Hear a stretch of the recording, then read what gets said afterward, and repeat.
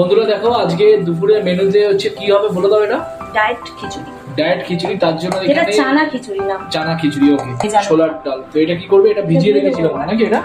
হ্যাঁ, তো এটা দেখো ওর মধ্যে দিয়ে দিচ্ছে। আর এখানে দেখাচ্ছি তোমাদের এই যে এই সবজিগুলো সমস্ত কিছু যাবে আর কি। ডালটা দিয়ে দাও এবার। ডালটা দিয়ে এবার হচ্ছে জমিয়ে খাওয়া দাওয়া হবে। এরপরে চালটা কখন যাবে? এরপরে চালটা দেবো, এটাকে ওকে, ভালো করে মিক্স করে নিই।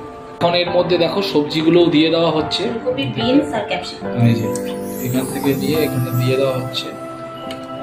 এখানে বাসমতি চালও ধুয়ে নিয়ে নেওয়া হয়েছে, এবার দিয়ে দাও। এখানে বাসমতি চালটা এর মধ্যে দিয়ে দিচ্ছি।